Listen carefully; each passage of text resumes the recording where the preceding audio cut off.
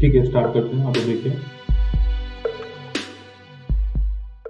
ऐसे बस इस पर रिसर्च नहीं करनी है, जो हमारे काम की चीज़ें हम लोग समझ लेंगे, बाकी रिसर्च आराम से कर सकते हो। उसमें सबसे पहले ऊपर नाम दिया होता है कि कौन करवा रहा है, तो यूनियन पब्लिक सर्विस कमीशन ये ग्रुप है जो कराता है एग्जाम। जिस दिन नोटिफिकेशन निकलता है उस दिन की डेट है, तो 2 तारीख को निकला है अभी। हेलो सर, आवाज फ्रेश नहीं आ रहा है सर आपका।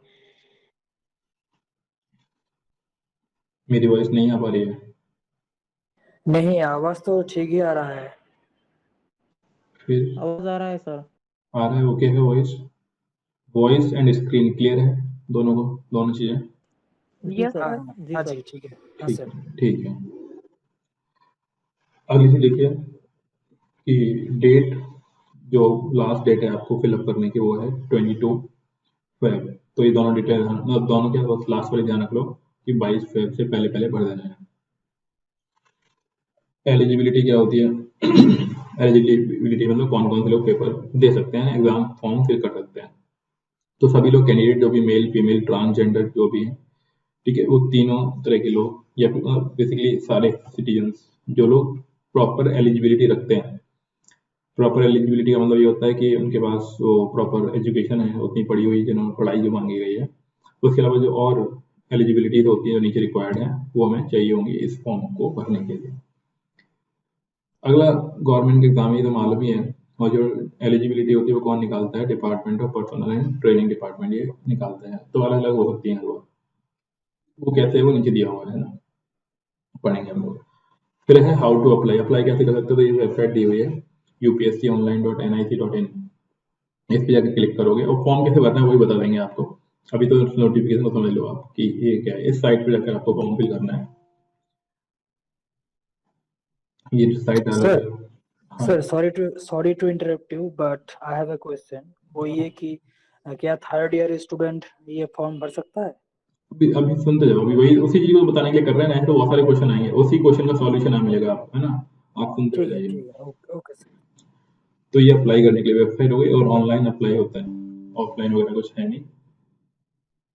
अब इन किसी भी पर्सन को क्या चाहिए फिलअप करने के लिए? कोई भी आईडी कार्ड, कोई भी आईडी कार्ड, जैसे आधार कार्ड हो, वोटर आईडी कार्ड हो, पैन कार्ड हो, पासपोर्ट हो, driving licence, any other photo identity card, मतलब जिसमें आपकी फोटो लगी हुई हो और जिसमें आपका एड्रेस वगैरह स्पेसिफिक कर रखा हो, उसको आप फिल कर सकते हो उससे, और ये काम आपका चल जाएगा। अब बाकी की चीज़ें जो है वो ऑनलाइन एप्लीकेशन फॉर्म जो जो चीज़ें मांगेगा वो आपको फिल करनी होगी। कुछ स्कैन डॉक्यूमेंट आपको अपलोड करने होते हैं आईडी वगैरह के, तो स्कैन फोटो वगैरह वो सब कुछ हो जाएगी। बताएंगे कैसे होता है। इसके अलावा मान लो बाद में मन चेंज हो जाए कि नहीं भैया मेरे को एग्जाम नहीं देना है ना, विड्रॉल करना है एप्लीकेशन फॉर्म को, तो the facility of withdrawal of application is available for those candidate who do not want to appear for civil service preliminary examination. In this regard instructions are mentioned in the appendix section B for this examination notice. मतलब sorry, form भर दिया लेकिन मन नहीं कर रहा कि paper देने जाएंगे कहीं जाएंगे, तो एक पर्टिकुलर डेट के बाद आप उसको वापस भी ले सकते हो। लास्ट डेट और एप्लीकेशन तो आपको मालूम है 6 बजे तक भर सकते हो, 22 तारीख को। 6 बजे के बाद भरना नहीं जाएगा। उसके बाद एग्जाम से पहले 3 वीक पहले आपका एडमिट कार्ड आ जाएगा, और एडमिट कार्ड में तो कुछ ये दी हुई होगी, नाम आपका, फोटो, उसमें सेंटर दिया होगा कि आपका एग्जामिनेशन सेंटर कहाँ पर होगा। मोस्टली जहाँ पर भी आप रहते हो उसके आसपास वाला जो भी अवेलेबल सेंटर होगा वो आप फिल कर सकते हो, और वहाँ पे आपको सेंटर मिल जाएगा मोस्टली। हाँ, दिल्ली में थोड़ा सा मारामारी रहती है अलग अलग जगहों के लिए, और वो खासतौर पे धौलपुर हाउस के लिए होती है। अगर कोई धौलपुर हाउस के लिए फिलअप करना चाहता है तो उसके लिए थोड़ी सी अलग चीज़ है, बाकी और कहीं अगर आप किसी और जगह से बिलोंग करते हो तो दिक्कतें ऐसी नहीं आएंगी। और बाकी कोशिश करो कि जल्दी भर देंगे, 2-4 दिनों के अंदर भर दो। मतलब इतनी भी जल्दी नहीं कि पहले दिन आए पहले दिन ही भरने की रिक्वायरमेंट नहीं होती है, आराम से आप 4-5 दिनों के बाद भर सकते हो। बाकी भर दो आप लास्ट डेट को भी सकते हो ना, ऐसी कोई दिक्कत नहीं, लास्ट डेट भी भरोगे तब भी कोई दिक्कत नहीं है, मतलब कुछ फर्क नहीं पड़ता उस चीज़ से। अरे वो, हाँ, वो यूट्यूब पे तो मिल ही जाएगा। अभी जो चीज़ है वो आप देखो, पेनल्टी फॉर रॉन्ग आंसर्स, मतलब नेगेटिव मार्किंग होती है इसके अंदर। जो क्वेश्चन आएंगे वो एमसीक्यू टाइप के होंगे, ऑब्जेक्टिव टाइप के क्वेश्चन आएंगे इसके अंदर, और अगर आपने गलत आंसर मार्क कर दिया तो उसका नंबर कटेगा भी। वो पेपर पे लिखा होगा कि नेगेटिव मार्किंग होती है। इसके अलावा वही है, सही अगर आप छोड़ कर आते हो क्वेश्चन, आप अगर आपने आंसर ही नहीं किया क्वेश्चन का, तो नेगेटिव मार्किंग नहीं होती है। नेगेटिव मार्किंग तो उन क्वेश्चनों के लिए होती है जिनका आंसर आपने दिया वो गलत हो गया। इसके अलावा बोला हुआ है government stress to have a workforce which reflect gender balance, women candidate encourage to apply. Women candidate को अप्लाई करने के लिए एनकरेज करते हैं, और इसी इनकी फीस वीस भी क्या होती है, माफ होती है, मतलब शायद फॉर्म फीस भी इनको देनी नहीं पड़ेगी, बिल्कुल फ्री में फॉर्म भर जाता है। काफ़ी बेनिफिट है फीमेल कैंडिडेट के लिए, तो आराम से आप फिल कर सकते हो। ठीक है, यहाँ तक देखो, इसके आगे का मत पूछना, जो यहाँ तक का है वो बताओ। कोई दिक्कत यहाँ तक?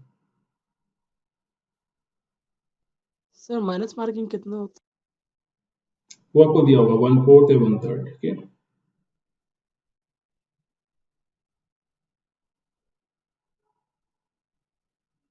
और कुछ? No sir. Sir PWD candidate? अरे वो भी आ जाएगा अभी तक जो पढ़ा उसके, अभी तक जो हमने बोला ना उनमें बताओ कुछ। No sir.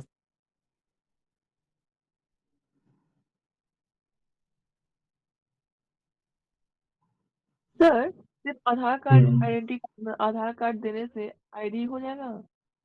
वो सिर्फ ये मांग रहे हैं कि प्रूफ, कोई सा भी डॉक्यूमेंट आप दे दो, ठीक है। सभी की रिक्वायरमेंट नहीं, कोई सा भी डॉक्यूमेंट जो आप देना चाहो वो दे सकते हो। वो चीज़ अभी बताएंगे ना, ये अभी तो हम लोग लीगली यही चीज़ें पढ़ रहे हैं जो कि हमें ध्यान रखनी है। तो कोई भी एक डॉक्यूमेंट अगर आपके पास है तो वो कर सकते हैं। अगला है facilitation counter for guidance of candidate.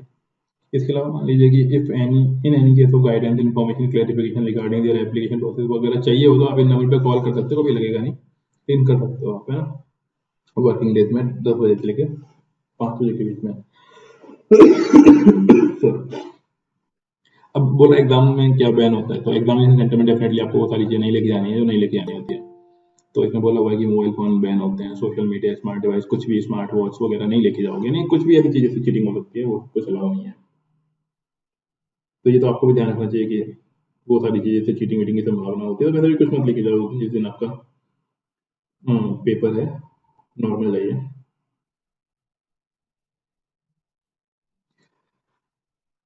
आगे बोल रहा है कि कोई बैन आइटम जो भी है वो नहीं लेके जाना, तो ये तो नॉर्मल कॉमन सेंस है ना। अब ऐसा थोड़ी ना कि फर्रे बना के लेके जाओगे उस दिन आप, है ना, वो सब कुछ नहीं लेके जाने होते हैं। बाकी अपने आसपास देख लेना कुछ पर्ची वर्ची ना पड़ी हुई हो। आगे बोल रहा है सिविल। एग्जामिनेशन सेंटर के बाहर छोड़ सकते हैं ना मोबाइल फोन वोन सब? अरे हाँ जी सर, बिल्कुल अंदर की बात हो रही है, यहाँ से चीटिंग कर सकते हो आप। आगे बोल रहा है प्रिलिमिनरी एग्जामिनेशन की जो डेट है वो रिक्रूटमेंट वगैरह जो सब कुछ है वो सब कुछ मेंशन है। जो एग्जाम होगा वो 5 जून को होगा, अभी तक जो department of personal and train department ने दिया हुआ है।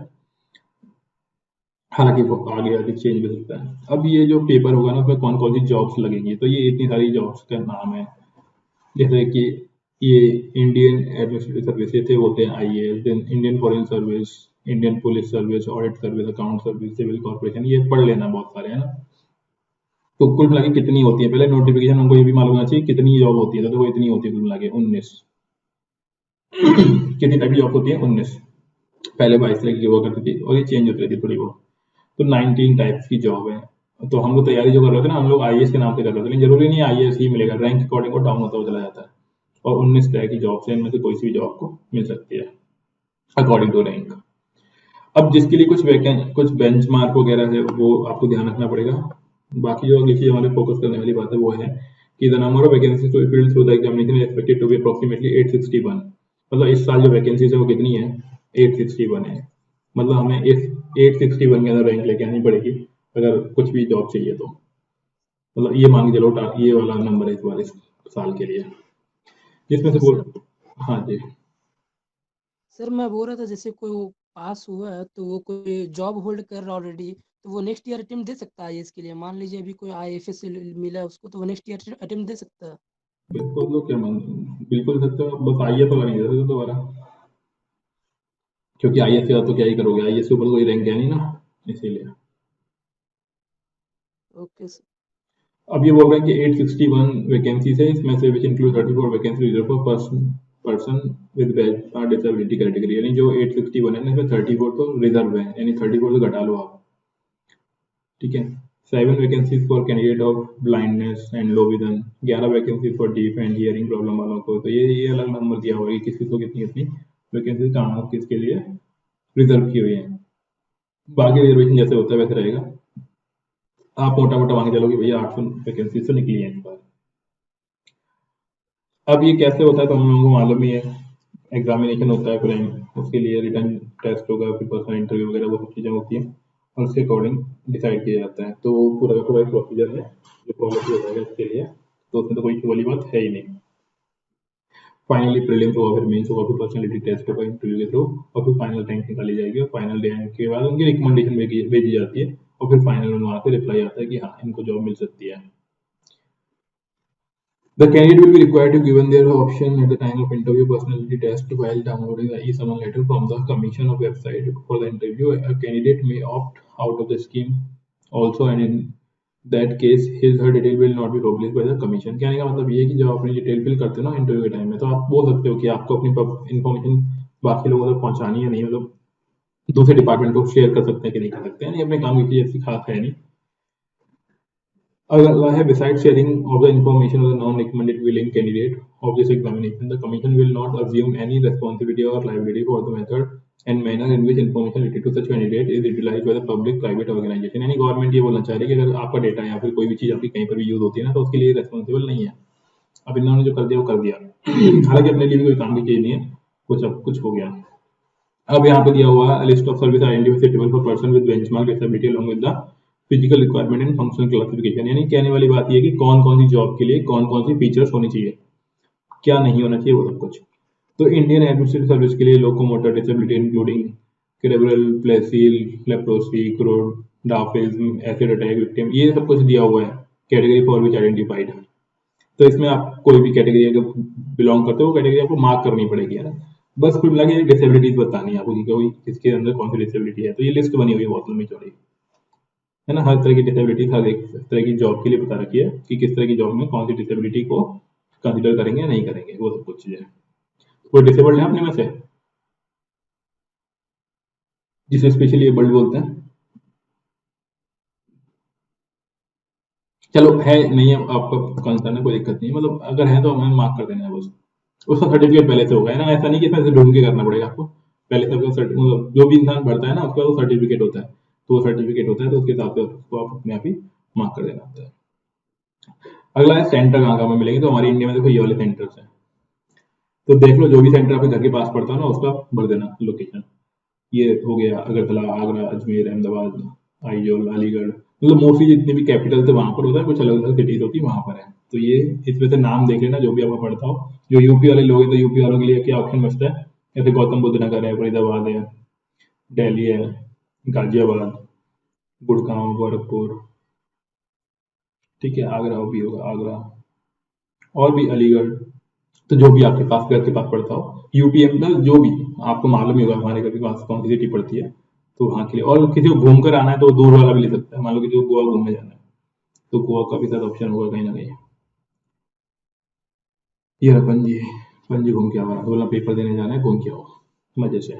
जो सिर्फ टाइम पास के लिए पेपर देने जा रहा है ना, तो बढ़िया सा सेंटर भरो, क्योंकि पेपर हो ना हो कम से कम घूमना तो हो जाना चाहिए। ये तो हो गया प्रीलिम्स का। ऊपर जो हमने पढ़ा प्रीलिम्स के थे, मेंस के एग्जामिनेशन सेंटर कहाँ पर होते हैं, तो उनकी लिस्ट छोटी सी छोटी है।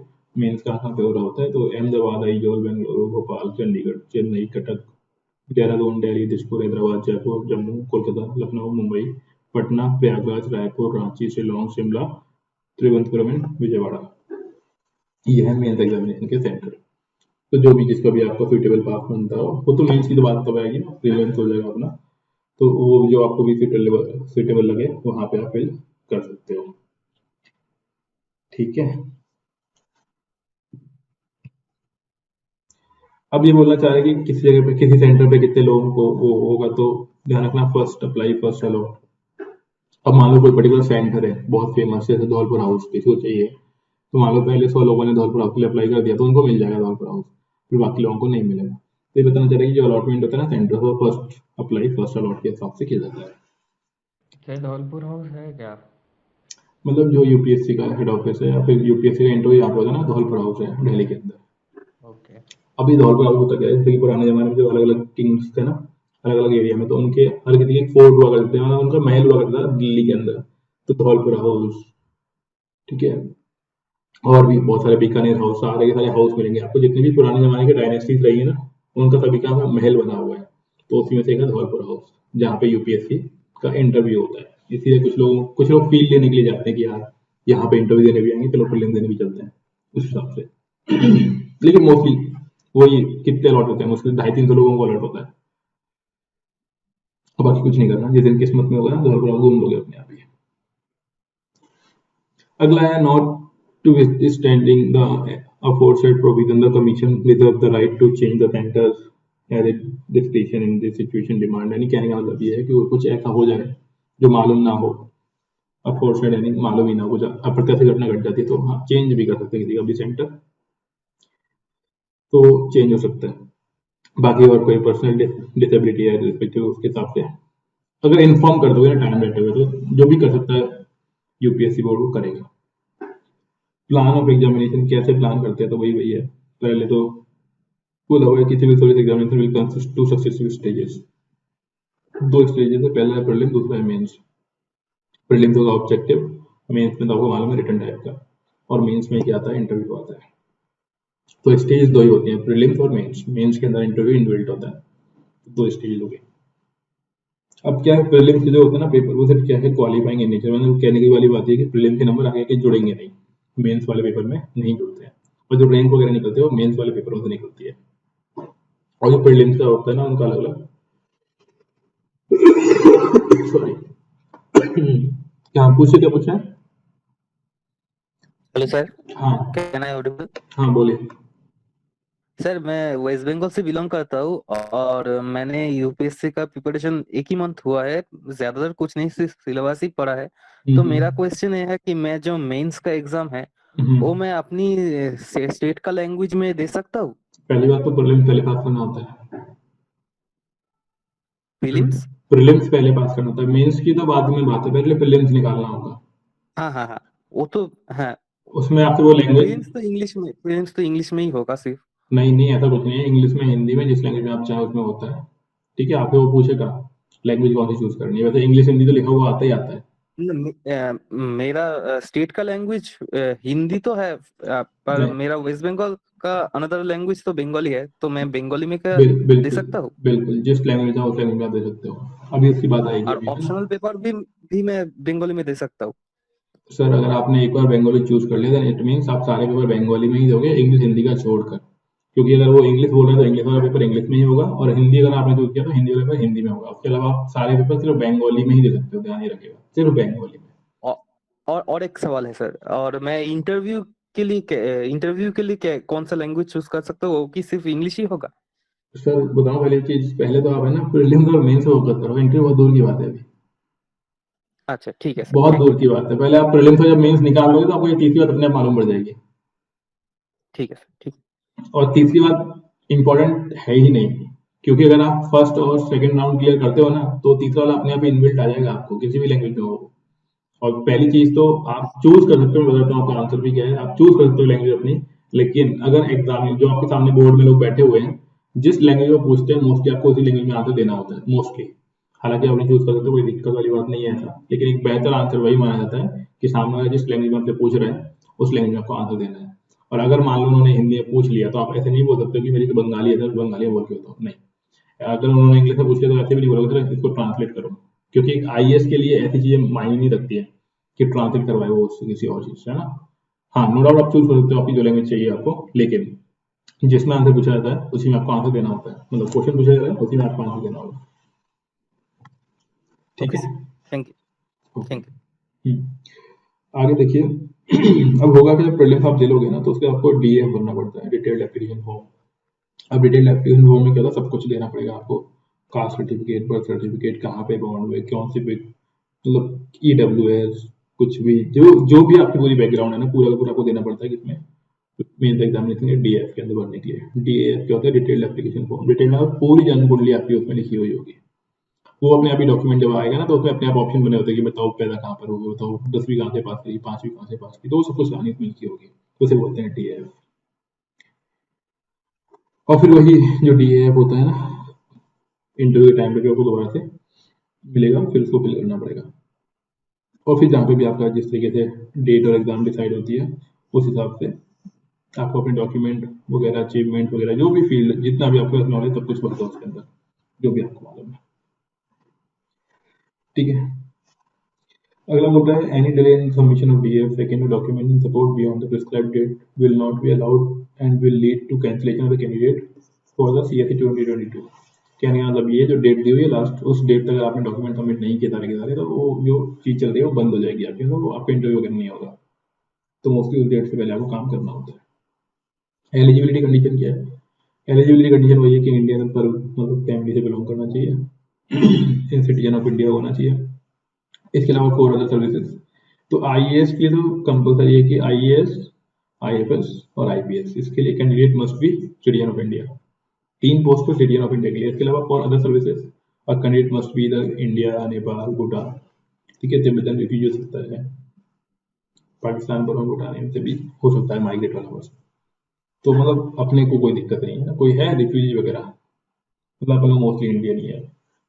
इसके लिए अलावा और भी कुछ दिया हुआ है, countries of Kenya, Uganda, United Republic, Tanzania, Zambia, sorry Malawi, Zaire, Ethiopia, Vietnam with the intention permanently settling to India. अगर ये लोग इनमें से कोई भी पर्सन है वो बोलता है कि मैं परमानेंट इंडिया में ही सेटल हो जाऊंगा, तो उनको भी फिल करने का राइट है, मतलब दे सकते हैं। इंडिया की सिटीजनशिप के लिए बोल दो कि हमें चाहिए तो मिल जाएगी, बस बाकी कोई चीज़ काम की नहीं है। अगला आइए एज लिमिट पर। एज लिमिट कितनी है कि 21 ईयर्स मिनिमम होना चाहिए और मैक्सिमम 32 ईयर्स। ये किसके लिए है? जनरल कैटेगरी के लिए। ये जनरल कैटेगरी का है कि 21 मिनिमम और 32 मैक्सिमम, और मिनिमम हर किसी के सिमिलर है, मिनिमम हर किसी के लिए सिमिलर है। तो ये कोई है 32 से ऊपर वाला जनरल कैटेगरी में? डॉक्यूमेंट्स के अंदर, डॉक्यूमेंट्स के अकॉर्डिंग है ना, आपकी एक्चुअल में कितनी भी है फर्क नहीं पड़ता, डॉक्यूमेंट के अकॉर्डिंग इतना है, ठीक है। अब ये देखो काउंट भी कब होती है? काउंट होती है अगस्त वाले मंथ के अंदर। अगर मान लो आप सितंबर में बॉन्ड हो रहे हो 1990 के अंदर, ठीक है, तो नहीं भर पाओगे, मतलब तो भर लोगे, सितंबर में भर लोगे, लेकिन अगर उससे पहले है, मान लो कि आपका जनवरी में हो रहा है 1990 के अंदर, तो आप 21 साल के हो ही नहीं पा रहे हो। जब 21 साल के नहीं हो पा रहे हो तो वो काउंट नहीं हो पा, यानी अल्टीमेटली जो इनका बेंच मार्क है वो अगस्त है। तो इसमें लिखा हुआ है कि बॉर्न अर्लियर देन 2 अगस्त 1990। अगर कोई इंसान अगस्त 1990 से पहले बॉर्न हुआ है 2 अगस्त से, तो नहीं दे पाएगा, और 1 अगस्त 2001 के बाद पैदा हुआ है तब भी नहीं दे पाएगा, ठीक है। तो ये दोनों डेट्स हमारी हो गई, अगस्त वाला मंथ काउंट किया जाता है। इसके अलावा अपर एज लिमिट में कुछ रिलैक्सेशन भी दिया गया है कुछ लोगों को, मतलब कुछ कैटेगरी के लोगों को, up to a maximum 5 year if a candidate belong to a scheduled caste, scheduled tribe. कितना साल का? 5 ईयर्स का। किसको? शेड्यूल कास्ट, शेड्यूल ईयर्स, यानी 32 में जोड़ लो, 32 में 5 ऐड कर लो, यानी 37 तक। कौन? ST/SC वाले। अगला up to maximum 3 years in case of candidate belonging to other backward class. OBC का कोई है तो 3 साल मिलेंगे। 3 साल का मतलब ये हो गया 32, तो वो ठीक है, देखो 32 प्लस 3 कितना हो गया? 35, ठीक है। अगला है up to maximum of 3 years in case of defence service personnel disabled in operation during hostilities with any foreign country और in disturbance area release in the consequence thereof. यानी कोई फ्रीडम फाइटर, मतलब कोई हमारी कंट्री में कोई defence वगैरह में रहा हो, उसमें कुछ डिसेबिलिटी हो गई हो, तो उसको भी 3 साल की बेनिफिट दी जाएगी, एज के अंदर रिलैक्सेशन। आगे बोल रहे हैं up to maximum 5 years in case of ex serviceman including commission officer, emergency commanding commission officer. तो कोई भी अपने में से हो जो किसी कैटेगरी में बिलोंग करते हो, तो 5 साल का उसको मिल जाएगा। इसका है on completing end of assignment including those whose assignment due to the completed within 1 year from August 1।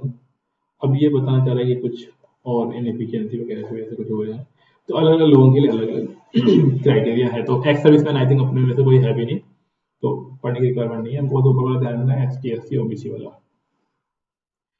इसके अलावा फिर आगे भी दिया हुआ है ESO SSO complete initial period of assignment 5 years military service, तो इनके लिए भी है। फिर अगला है up to a maximum 10 years in case of candidate belonging to person with benchmark disabilities categories, PWBD, यानी कुछ डिसेबिलिटीज है तो 10 साल का उसको बेनिफिट मिलेगा। ब्लाइंड एंड लो विजन वालों को भी मिलेगा, ठीक है। Deaf and hard of hearing, जिनको सुनने में दिक्कत है, locomotor disability including cerebral leprosy, ये सारी डिसेबिलिटीज है ना, इन वालों को भी कुछ बेनिफिट दिया जाएगा एज के अंदर। इसके अलावा फिर ये और बहुत कुछ दिया हुआ है, आराम से पढ़ना, जो काम की चीज़ है वो हम लोग आगे देखेंगे। अभी बोला जा रहा है कि डेट ऑफ बर्थ किसमें से रिकॉर्ड होती है, तो डेट ऑफ बर्थ ध्यान रखना, मैट्रिकुलेशन और सेकेंडरी सर्टिफिकेट रिकॉर्डिंग, ठीक है।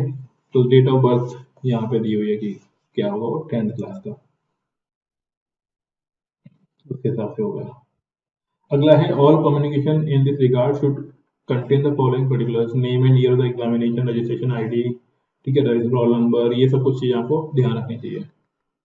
मैक्सिमम एजुकेशन क्वालिफिकेशन कितनी चाहिए, a candidate must hold a graduate degree, यानी बेसिकली उसको क्या होना चाहिए, ग्रेजुएट डिग्री होनी चाहिए किसी भी यूनिवर्सिटी से।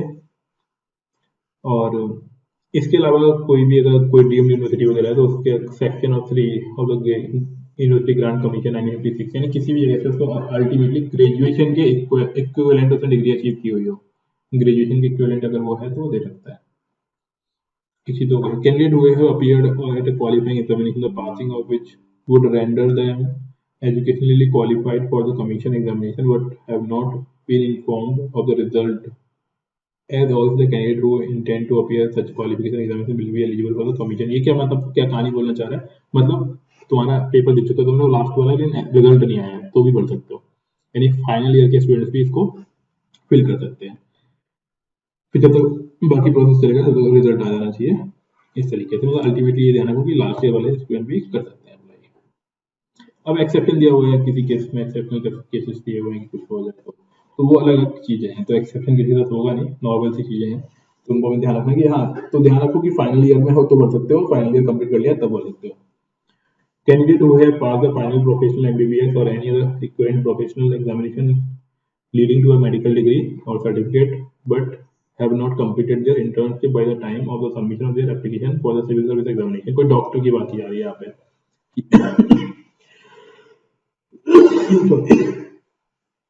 तो उसको अपने कुछ सर्टिफिकेट वगैरह कंसर्न अथॉरिटी से सबमिट करवाने पड़ेंगे और जो भी रिक्वायरमेंट होगी वो फुलफिल करनी पड़ेगी। तो ये यहाँ पे मार्क्स लिखा हुआ है एमबीबीएस वाले लोगों के लिए खासतौर पर। अगला नंबर ऑफ अटेम्प्ट, यानी किसी पर्सन का कितने अटेम्प्ट होंगे, तो देखिए every candidate appearing to the at the examination who is otherwise eligible shall be permitted 6 years। कहने का मतलब ये कि जनरल कैटेगरी के लोगों को 6 अटेम्प्ट मिलेंगे, 6 बार। इसके अलावा however relaxation in the number of attempts will be available to the SC ST और ओबीसी, एसटी एससी ओबीसी और पीडब्ल्यूबीडी वालों को भी कैटेगरी में बेनिफिट मिल रहा है। कितने कितने मिलेंगे अटेम्प्ट वो देखो आप, ओबीसी वालों को 9 अटेम्प्ट मिलेंगे, एसटी एससी को अनलिमिटेड है, जब तक देना चाहो तो दे लो। अब देखो जब तक दिल्ली का मतलब वो एज वाला मिला के 32 + 5 37 years इतने तक।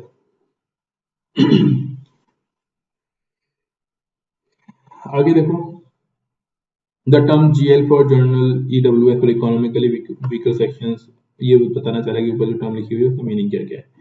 N attempt at a preliminary examination shall be deemed to be an attempt at the civil service examination. ध्यान रखना अटेम्प्ट इसको काउंट करेंगे इसमें आपने प्रीलिम्स दिया हुआ हो। If a candidate actually appear in any one paper in the preliminary examination, it will be deemed that the candidate must an attempt of the examination। अगर किसी भी कैंडिडेट ने एक पेपर भी दिया है 2 में से, तब भी माना जाएगा कि उसने एक अटेम्प्ट अपना यूज कर लिया।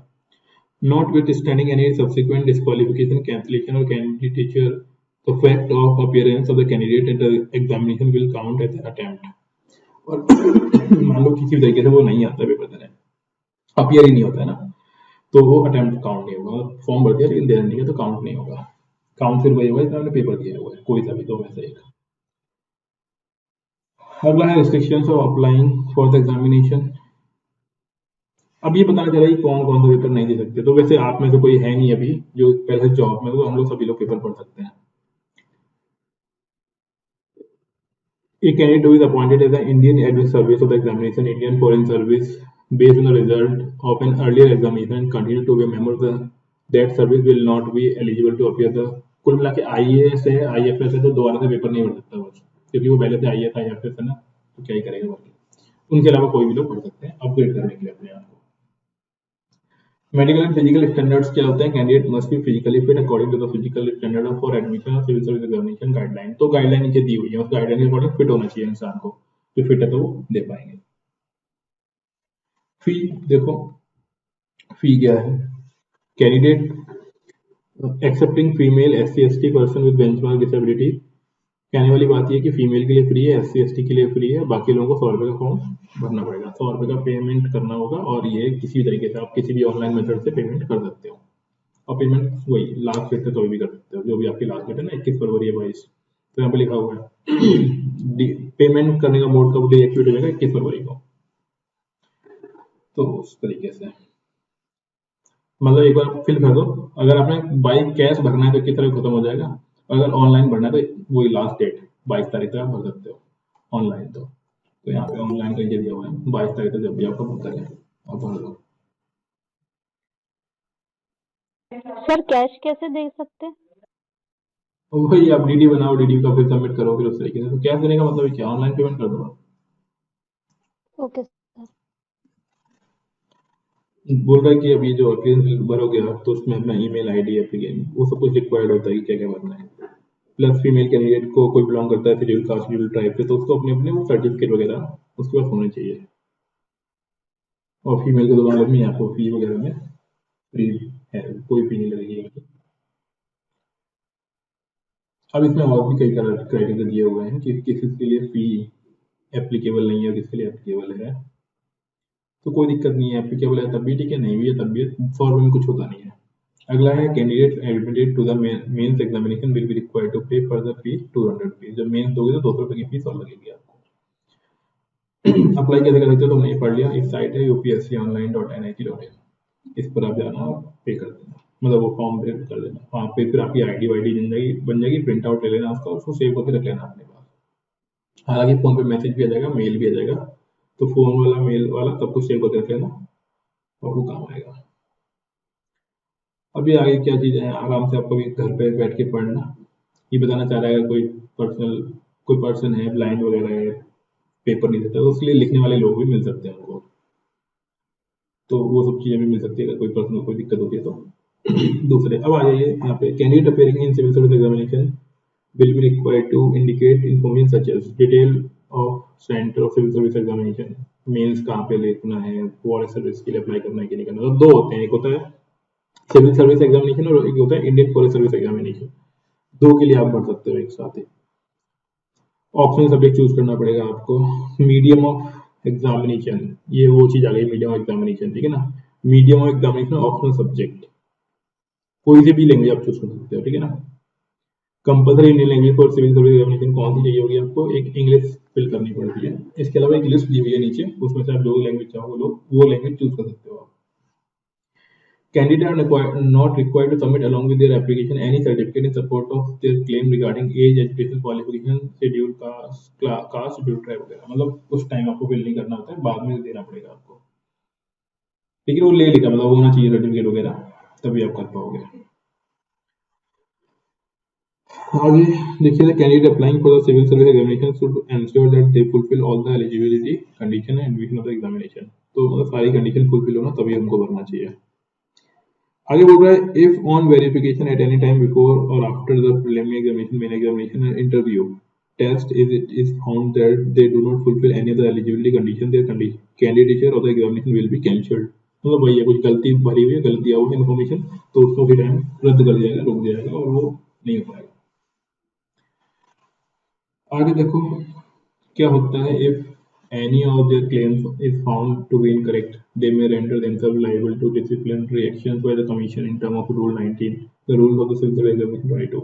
अभी बोलना चाहिए कुछ है कर इन्होंने कुछ गलती की है, जैसे support of candidate for means कुछ इलीगल काम किया हुआ है, offering illegal gratification, applying pressure, blackmailing, threatening, blackmail any person, impression, कुछ भी अगर कुछ भी इलीगल किया है ना तो उसको बाद में अगर हैम्पर वगैरह किया है, कुछ भी एडमिट कार्ड वगैरह, तो ये सब कुछ दिया हुआ है, wrong document, wrong signature, false, कुछ भी ऐसा पाया गया ना बाद में तो वायलेशन माना जाएगा। और वायलेशन मानने का मतलब ये होता है कि उसको बैन कर सकते हैं। फिर आगे और भी तरीके दिए हुए हैं क्या क्या नहीं करना चाहिए, तो वो सारे काम जो गलत है वो गलत है, तो गलत काम एक भी नहीं करना है, बहुत सीधी सी बात है। जब पेपर की तैयारी करना चाह रहे हो तो पेपर इतना बड़ा है तो उसके अंदर ऐसे काम बिल्कुल भी नहीं करना है जो गलत हो, ठीक है। तो कोई भी ऐसा काम जो गलत हो वो यहाँ पे नहीं करना है आपको, क्लियर।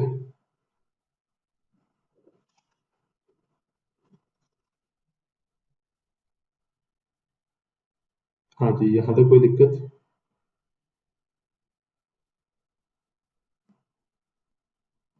Yes sir. समझ में आ रहा है? Yes sir. एक बार खुद भी पढ़ लेना। बताने वाले थे आज, क्या करने वाले थे? स्पेशल बताने वाले थे कुछ। नहीं नहीं, वही बता रहा है, बता रहा है। अगला है लास्ट डेट अप्लाई करने की, तो ये हो गया। सर हाँ जी बोले। सर ये प्रीलिम्स का एग्जाम अप्लाई करते वक्त सर बोले तो एप्लीकेशन अप्लाई करते ना, तो उसमें ऑप्शनल सब्जेक्ट सेलेक्ट करना पड़ता है। प्रीलिम्स में नहीं, मेंस के लिए। सर यूट्यूब में देखे तो वो आखिरी में एप्लीकेशन फॉर्म में दिखाया था सर, अरे लास्ट टाइम सर जी, वो प्रीलिम्स का नहीं सबमिट होता के ना। पहले। अरे वो प्रीलिम्स का नहीं होता ना, वो मेंस का है। Okay okay sir. ठीक है, प्रीलिम्स में ऑप्शनल नहीं आता है, मेंस में आता है ऑप्शनल। आगे देखो, और सर सेंटर? सेंटर दोनों के लिए आता है, प्रीलिम्स के लिए भी और मेंस के लिए भी। तो सर प्रीलिम्स का फॉर्म भरते टाइम ही मेंस का भी सेंटर डालना पड़ेगा? हाँ तो कोई दिक्कत नहीं है, डाल दो, वो बाद में चेंज होगा, दोबारा भरोगे तब भी। हाँ सर। क्योंकि सेंटर तो वही रहने वाला है ना, जगह तो चेंज होने से रही, तो सेंटर भर दो कहीं भी, जो भी आपको पास पड़ रहा है अपने घर से। आगे देखिए, कॉरेस्पॉन्डेंस विद द कमीशन, यानी किस तरीके से बातचीत की जाएगी कमीशन के साथ। तो वही है, the eligible candidate shall be issued an e admit card 3 weeks before the commencement of the examination. The e-admit card will be made available on the UPSC website for downloading by candidates. No admit card will be sent by post. Post के through नहीं आएगा, online सब कुछ मिलेगा ना, वो सब कुछ चीजें तो आजकल ऑनलाइन ही मिलता है सब कुछ, तो ये चीज़ आपको ध्यान रखनी है। The mere fact that an admit card to the examination has been issued to a candidate will not be imply that his candidature was final. अगर किसी का एडमिट कार्ड आ गया ना, तो मतलब ये नहीं कि वो फाइनल है, सब कुछ सही है उसका, नहीं, बाद में चीजें चेक होंगी और जो गलत पाई जाएगी तो वो मतलब कैंसिल कर सकते हैं। बस ये बोलना चाह रहा है, दोबारा से ये चीज अपनी ध्यान रखना, रोल नंबर क्या है, RID क्या है, रजिस्ट्रेशन ID क्या है, नेम ऑफ एग्जामिनेशन, सब कुछ को ध्यान रखना है। फिर दोबारा से ये दिया हुआ है कि कितना कितना डिसेबल होने पर क्या क्या बेनिफिट मिलेगा, तो 40% डिसेबिलिटी है तो कितना परसेंट है, वो सब कुछ दी हुई है। डिसेबिलिटी का बता रहा है, डिसेबिलिटी कितनी होती है, कौन कौन सी होती है, फिर ये कैटेगरी है, कौन सी डिसेबिलिटी में कौन बिलोंग करता है, तो ये सब कुछ, जिसकी भी डिसेबिलिटी हो, इसका सर्टिफिकेट हो, वो यहाँ पे अप्लाई कर सकते हैं। अगला है एलिजिबिलिटी फॉर रीअवेलिंग रिजर्वेशन। रिजर्वेशन किनको मिला हुआ है, तो ओबीसी वालों को मिला हुआ है, ठीक है, जो नॉन क्रीमी लेयर में आते हैं, मतलब जिनकी इनकम, फैमिली इनकम एक पर्टिकुलर लिमिट से कम है। इसके अलावा इकोनॉमिकल वीकर सेक्शन EWS बोलते हैं इसको, मतलब कि उनका भी जो लिमिट, जो 8 लाख का लिमिट है, उनको मिलेगा रिजर्वेशन। इसके अलावा ST SC OBC PWBD ex serviceman, इनको भी रिजर्वेशन मिलेगा। तो रिजर्वेशन ऊपर दिया हुआ था कि इनको कितना मिलेगा। आगे बोल रहे हैं, closing date fix for the receipt of the application of civil service examination 2022 will be treated as a date of for determining the OBC status including that creamy layer of the candidate। यानी कुल मिला के जो year है ना, वो कौन सी count की जाएगी, 2022 वाली क्रीमी लेयर की, उसमें सर्टिफिकेट लगाना पड़ेगा ना, कितनी अर्निंग हुई कितना नहीं हुआ। अगला है change of category. If the category indicate by candidate in the application form of civil service examination is unreserve category but the candidate subsequently writes to the commission to change the category of the reserved one, such request shall not be entertained by the commission। मतलब पहले तो general भर दिया, फिर बाद में बोलते नहीं तो मैं तो OBC में आता हूँ, तो वो नहीं माना जाएगा। Further, once a candidate has chosen a reserved category, no request shall be entertained for change to other reserved categories ST SC OBC। ठीक है, मतलब एक बार जो बिलोंग कर लेना उसमें ही जाना पड़ेगा। No reserve category candidate other than those recommended on general merit shall be allowed to change their category from reserve to unreserved और claim the vacancies for unreserve category for the declaration of final result by UPSC। तो बोलना चाह रहे हैं कि अगर कोई no reserve category candidate other than those recommended on general merit shall be allowed to change their category. मतलब कहने का मतलब ये है कि कैटेगरी रिजर्व ली थी, बाद में डॉक्यूमेंट दिया नहीं, तो अगर जनरल कैटेगरी में आते हो ना, तो ही जाके आपको सीट मिलेगी, अदरवाइज आपको नहीं मिलेगी फाइनल रिजल्ट के टाइम पर। Further, no candidate belonging to any sub category of person with variation disabilities shall be allowed to change the sub category of disability. यानी अल्टीमेटली जो भरना है ना, एक बार पहले से ही भर दो, बाद में चेंज कराने में दिक्कत होगी, फिर वो जनरल माना जाएगा एक तरीके से, है ना। रिजर्व कैटेगरी वाला बेनिफिट तो ले नहीं पाओगे, तो रिजर्व कैटेगरी वाला बेनिफिट लेना मुश्किल होता है। आगे बोल रहे हैं, while the above principle will be followed in general, there may be a few cases where there was a gap of more than 3 months between the issues of government notification enlist the particular community in the list of any of the reserved community and the date of submission of the application by the candidate. In such cases, the request of change category from unreserved to reserved may be reconsidered by the Commission of Merit. अब बोल रहे हैं कि मान लो किसी की government ने category change कर दी है तो उस केस में तो वो ले सकते हैं. In case of the candidate unfortunately becoming a candidate belong to a person with benchmark disability during the course of the examination process, the candidate should produce valid document of acquiring a disability of the extent of 40% or more defined. मतलब कहने का मतलब ये कि जब form भरा और फिर एग्जामिनेशन होने के बीच में वो डिसेबल्ड हो गया, एक्सीडेंट हो गया, हाथ पैर टूटे, कुछ भी हो गया ना, डिसेबल्ड हो गया परमानेंटली, तो उसको भी तो उसको भी ये एंटरटेन करते हैं ना, डिसेबल हो गया है तो बेनिफिट मिलेगा. ठीक है.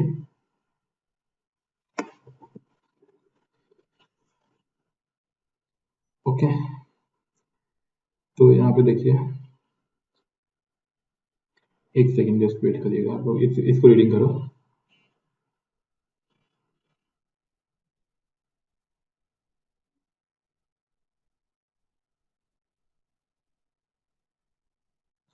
एक सेकंड वेट करना ना आप लोग, तो इसको रीडिंग कर लो आप लोग. हाँ जी आगे देखिए. ठीक है तो यहाँ तक तो अपना हो ही गया. अब सर एक बात बताइएगा. हाँ जी. मान लीजिए कोई ओबीसी है, उसका डेट ऑफ बर्थ जो है 1990 के पहले है, लाइक मान लीजिए अगस्त 1990 के पहले है, देन तो ओबीसी के ना तो वो 5 इयर्स का मिला हुआ है ना बेनिफिट. वही. Okay thank you. तो ये हो गया ना विड्रॉल और एप्लीकेशन वाला. किसी को अगर अपना विड्रॉल करना है तो the online application can be withdrawn from 1 March 2022 to 7 March till 6 PM. मतलब कोई को लग रहा है कि नहीं यार फॉर्म ये वापस ले लेना है तो ये ले सकते हो. ये बस गवर्नमेंट ने इसलिए किया है कि जैसे कि बहुत सारे पेपर प्रिंट करने पड़ते हैं ना, तो वो पेपर बच जाएंगे. Save the tree, government UPSC का ये मानना है. अब आगे देखो एग्जामिनेशन क्या होगा. तो प्रीलिम्स एग्जामिनेशन है, ऑब्जेक्टिव टाइप का होगा, मेंस से जो रिटन टाइप का होगा, इंटरव्यू वगैरह होगा, और फिर ये हो गया हमारा. तो प्रीलिम्स में ऑब्जेक्टिव टाइप के क्वेश्चन आएंगे, मल्टीपल टॉपिक, और लगभग 400 मार्क्स का होगा. 200 नंबर के 2 पेपर है. पहला पेपर जो है वो प्रीलिम का जीएस का पेपर बनाया जाता है, दूसरा है वो सीसेट का है. और सीसेट के अंदर सिर्फ क्वालिफाइंग नेचर नंबर लिखे आना है, 33% मार्क्स, 33. ठीक है. और जो कटा नंबर नेगेटिव मार्किंग कटेगी वो 1/3 है. कितना है? 1/3. तो 0.33 नंबर, एक नंबर पे 0.33 कटेगा. तो 2 नंबर का क्वेश्चन है, मतलब 0.66 कट जाएगा हर क्वेश्चन पे आपका. अगर कोई क्वेश्चन आपने खाली छोड़ दिया तो उस पर नेगेटिव मार्किंग नहीं मिलेगी, मतलब नेगेटिव मार्किंग उस पर नहीं कटेगी. मेंस एग्जामिनेशन में मिला के 9 पेपर होते हैं जिसमें ऐसे का टाइप का होगा, वो सब कुछ हम लोग पढ़ेंगे. इसके अलावा पर्सनैलिटी टेस्ट जो होता है वो 275 मार्क्स का होता है with no minimum qualifying marks. इसमें नो मिनिमम क्वालिफाइंग, कोई क्वालिफाइंग मार्क्स नहीं, कितने भी नंबर मिल सकते हैं, कितने भी आ जाए कोई दिक्कत नहीं. फिर टोटल देखा जाएगा, टोटल कितना बन रहा है आपका, टोटल उतना बन रहा होगा, इतना रिक्वायर्ड है तो मिल जाएगा. तो अब आइए कि प्रीलिम एग्जामिनेशन में कितने हैं. तो 200 नंबर का आएगा, 100 क्वेश्चन आएंगे. पेपर फर्स्ट और पेपर सेकंड में भी वही 100 क्वेश्चन 200 नंबर के. और कितने नंबर लेके आने हैं दूसरे पेपर में? 33% लेके आने, यानी दूसरे पेपर के अंदर 200 में से हमको चाहिए 66 नंबर. कितने चाहिए? 66. सेफ साइड 67 ले आओ, या फिर सेफ साइड 70 ले आओ, बहुत है. मतलब 66 चाहिए कुल मिला के नंबर. ठीक है. तो question paper will be in both Hindi और इंग्लिश लैंग्वेज. जो प्रीलिम्स होगा वो हिंदी और इंग्लिश दोनों में आएगा. और डिटेल सिलेबस आगे दिया हुआ है, अभी हम पढ़ेंगे. अगला है मेंस एग्जामिनेशन. मेंस एग्जामिनेशन में पहला एक पेपर होगा, any one of the Indian language, कोई सी भी सिलेक्ट कर सकता है कैंडिडेट. ठीक है. इसके अलावा एक पेपर होगा इंग्लिश का, यानी इंग्लिश का पेपर तो कंपलसरी है ही है, तो इंग्लिश नहीं होगा, बाकी आप कोई भी चूज कर सकते हो लैंग्वेज. इसके अलावा पेपर 1 ऐसे का हो गया, पेपर 2 जनरल स्टडीज 1, फिर इसमें हिस्ट्री, कल्चर, आर्ट, ज्योग्राफी वगैरह आएगा. जनरल स्टडीज पेपर 2 और पेपर नंबर 3, तो इसमें ये सब्जेक्ट, मतलब ये सब कुछ सिलेबस दिया हुआ है. फिर इसके अलावा ऑप्शनल के 2 पेपर हो जाएंगे, 1 और 2 पेपर ऑप्शनल के, जो भी आपने ऑप्शन चूज किया हुआ. फिर पर्सनैलिटी टेस्ट हो जाएगा आपका 275 मार्क्स का. ग्रांड टोटल कितना हो गया? 2025. इसमें से आपकी कट ऑफ निकलेगी. अब ये बताना चाह रहे हैं कि कैंडिडेट में choose any one of the optional subject from among the list of any given. पहला मतलब जो कोई सा भी लैंग्वेज चुन, मतलब कोई सा भी पेपर चुन सकते हो आप, सब्जेक्ट जो भी चाहिए वो ले सकते हो आप. The paper of Indian language और English will be a matriculation of equivalent standard, यानी जो पेपर आएगा ना इंग्लिश और एक कोई जो कॉमन लैंग्वेज हिंदी की होगी वो 10वीं मैट्रिकुलेशन लेवल का। 10वीं मैट्रिकुलेशन क्या होती है, 12वीं होती है 10वीं होती है? 10th। आप 10वीं से। बिल्कुल 10वीं लेवल तक का पेपर आएगा, आपको उसको पास करना होगा। अगला है evaluation of paper, namely essay, general studies, optional subject. All the candidate would be done simultaneously along with the evaluation of their qualifying paper of Indian language. And मतलब कहने वाली बात ये है कि पहले क्वालिफाइंग पेपर चेक होंगे, अगर आपके क्वालिफाइंग पेपर में फेल हो गए ना तो फिर नहीं मिलेगा नंबर, मतलब बाकी पेपर चेक ही नहीं होगा। तो जो क्वालिफाइंग पेपर है ना पहले वो इंडियन लैंग्वेज वाला। सर ये स्नेहा वीरू तोमर जी कोई मैसेज की थी सर, वो ड्रॉप हो गया। क्या मैसेज, क्या ड्रॉप हो गया, क्या बोल रहे हैं? Which when one is a third year but not 21 year old then he, नहीं ना वो तो बात कर ही रहे हैं ना कि 21 साल होना चाहिए मिनिमम। अगर अगस्त तक 21 साल नहीं हो रहे हैं ना तो नहीं, 21 साल का होना चाहिए उसको। अब आगे देखिए। Excuse me, sir. हाँ जी। Sir, will there be class regarding the chapter today, or we'll be just discussing the notification? हाँ, today we will discussing only notification, क्योंकि ये भी जानना जरूरी है। इसके बाद स्टार्ट होगा। वैसे नॉर्मली क्लास ही चलती है, आज ये नोटिफिकेशन करवा रहे हैं क्योंकि नोटिफिकेशन आ गया ना, इसलिए लोगों को बताने के लिए। Okay, sir. आगे देखिए। तो अब देखो यहाँ पे क्या चीज है कि general studies optional subject of only the candidate will be taken Congress who attain 25% marks in Indian language, यानी 25% नंबर तो लेके आने पड़ेंगे, तब भी आगे आगे वाले पेपर चेक होंगे आपके, नहीं तो चेक नहीं होंगे। The paper A of Indian language will not, however, be compulsory for candidate hailing from the state of Arunachal Pradesh, Manipur। यानी कहने का मतलब ये बात ये है कि इनको माफ है, उसके अलावा तो पेपर सभी को देना ही पड़ेगा। The paper A on Indian language will not, however, be compulsory for candidate belonging to the person with benchmark disability। लेकिन जो disability वाले थे उनके डिफरेंट तरह का पेपर होगा। अगला है marks obtain by the candidate for the paper 1 to 7 only will be counted for merit ranking, यानी 1 से लेकर 7 पेपर, जो पेपर नंबर 1 2 3 4 था ना, यहाँ से देखो पेपर ए और बी छोड़ दो, पेपर नंबर 1 यहाँ से ऐसे से लेके नीचे वाले ये पेपर के नंबर काउंट होंगे। तो ऐसे GS paper 1 2 3 4, optional 1 2 and interview, ये कुछ चेक होंगे आप लोगों के ना, इनकी रैंक बनेगी, बाकी उनकी रैंक नहीं बनेगी।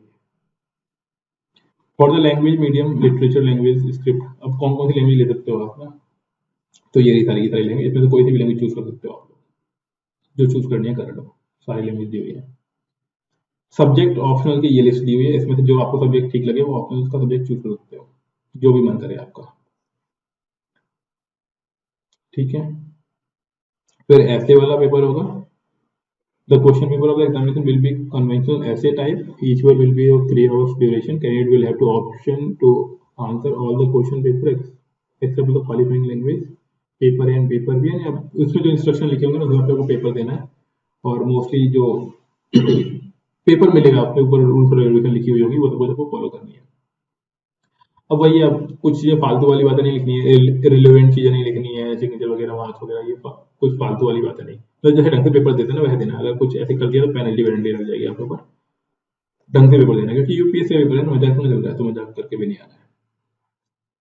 जनरल क्या इंस्ट्रक्शन है, तो फिर वही है कि candidate must write the paper in their own hand, अपने हाथों से लिखो। किसी भी सर्कमस्टेंसेस में दूसरे से कोई इंसान को ना, वो अगर कोई डिसेबिलिटी है तो अलग बात है, लेकिन नॉर्मल केसेस में नहीं। फिर आगे वही सब चीजें हैं कि स्क्राइबर मिलेगा जिनको डिसेबिलिटी वगैरह है, लेकिन बाकी और कोई चीटिंग वगैरह नहीं होनी चाहिए किसी भी कंडीशन में, और कुछ नहीं चलेगा। फिर अगला बोला हुआ है आइज के लिए, खराब आइज क्या होता है, तो ये कुछ मैटर नहीं करता, चश्मा लगा लो ठीक हो जाएगा, तो चश्मा लगा के ठीक हो जाएगा, कोई दिक्कत नहीं है ना, किसी के लिए ऐसी रिक्वायरमेंट नहीं, बस परमानेंटली ब्लाइंडनेस होगी तो अलग कैटेगरी में आएगा वो, बाकी कोई दिक्कत नहीं है। इंटरव्यू एंड पर्सनैलिटी टेस्ट, तो कैंडिडेट का इंटरव्यू एक बोर्ड बैठेगा, वहाँ पे कैंडिडेट के कैरियर के बारे में क्वेश्चन पूछे जाएंगे, जनरल जो भी इंटरेस्ट होता है उसके बारे में पूछा जाएगा, और ओवरऑल पर्सनैलिटी को चेक किया जाएगा, उसके कुछ जो भी इंटरेस्ट वगैरह उसमें जो पढ़ाई की होगी, कुछ करंट अफेयर की चीजें उससे पूछी जाएंगी, लॉजिकल चीजें पूछकर बस फ्री, तो ये सब कुछ उसका इंटरव्यू होगा। और कहने वाली बात है कुछ भी पूछ सकते हैं ना, कोई वो चीज नहीं है।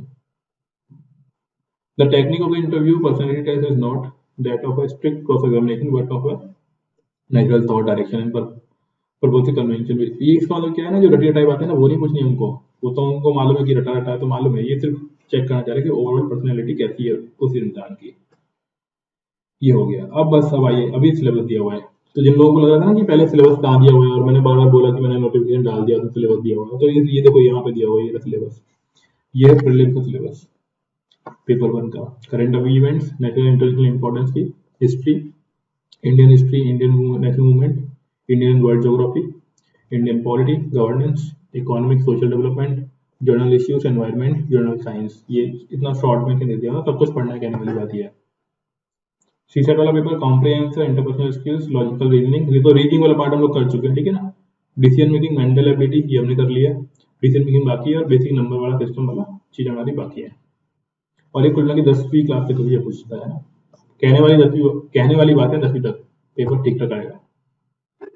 फिर मेंस एग्जामिनेशन है, उसका भी सिलेबस दिया हुआ है यहाँ पे। जो भी आप चूज करोगे ना पेपर, मतलब जो भी सब्जेक्ट आप चूज करोगे ना, उसका भी दिया होगा। और इसके अलावा पेपर्स, जो पेपर 1, 2, 3, 4 है ना जीएस के, उनका सबका सिलेबस दिया हुआ है। आराम से पढ़ना सिलेबस है ना, सिलेबस तो मालूम ही होना चाहिए। तो सारे पेपर जितने भी है ना, सभी का सिलेबस दिया हुआ है 1, 2। अब उसके बाद आएगा ऑप्शनल। ऑप्शनल में देखो, ऑप्शनल में जो भी सब्जेक्ट आपको चूज करना है, एग्रीकल्चर, ठीक है, या फिर ये एनिमल हस्बेंड्री,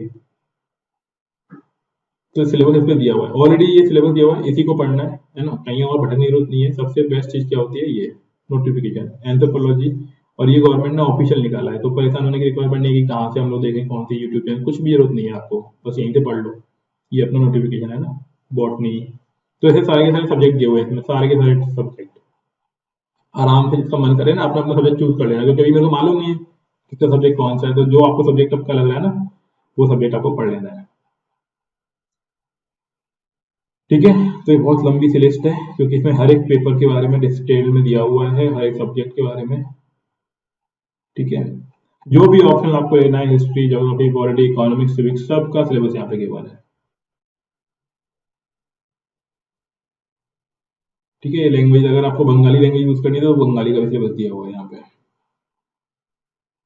बोडो, डोंगरी, सबका सिलेबस गिवन है। आराम से कहीं पे भी आपको और जगह नहीं पढ़ने की रिक्वायरमेंट है, यहाँ पे दिया हुआ है। अपना सिलेबस चेक करो, जो भी आप लैंग्वेज यूज कर रहे हो, जो भी आपका सब्जेक्ट है, और उसको पढ़ लो, ठीक है। क्योंकि अभी नीचे तक है ना, इसमें यही दिया हुआ है। और एंड में इसमें दिए हुए हैं कुछ सर्टिफिकेट की, कैसे सर्टिफिकेट बनवाने हैं।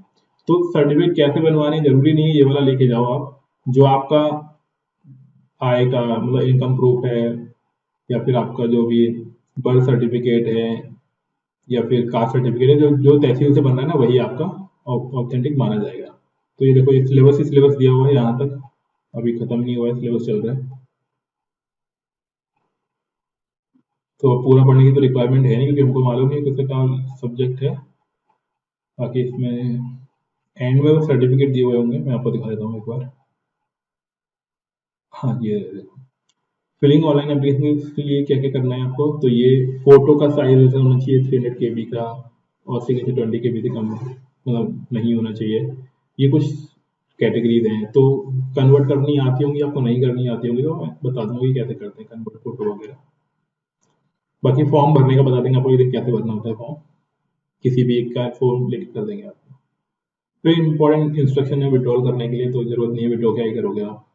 फिर ये कुछ कंडीशन दी हुई है, पेपर, ये सर्टिफिकेट दिए हुए हैं कि कैसे कैसे सर्टिफिकेट बनवाने होंगे आपको, एंड ये डन, नोटिफिकेशन इतना ही है। तो कुछ नहीं करना आपको, क्या करना है, जो भी आपका सब्जेक्ट है ना, उसके रेस्पेक्टिव आपको पढ़ लेना है इसमें से, और बाकी अभी काम का नहीं है। मतलब अगर आपका हिस्ट्री ऑप्शनल सब्जेक्ट चूज किया तो हिस्ट्री पढ़ लेना है, बाकी हमारे मतलब का नहीं है। और वो जीएस वाले जो नॉर्मल है ना, मेंस वाले सब्जेक्ट के पेपर 1 to 7, उनका सिलेबस पढ़ लेना। सिलेबस को 3 से 4 पढ़ लो, 3 से 4 बार पढ़ लेना, जिससे कि आपको समझ में आ जाएगी सिलेबस में क्या क्या चीजें गिवन है, कौन कौन चीज पे काम किया है। अब आते हैं दूसरी बात पर। तो देखो, ये तो था बाय द बुक का, by the book in the sense number 1 में काम करना, कोई परेशानी नहीं लेना, ठीक है। तो यहाँ पे कोई दिक्कत है तो पूछे किसी को, फिर हम आगे की बात करते हैं। हाँ, जिसमें किसी को कोई प्रॉब्लम नहीं, ठीक है। अब देखो, तो ये था हमारा ऑफिशियल नोटिफिकेशन जो कि हमने पढ़ लिया। और आपको थैंक यू एवरीवन।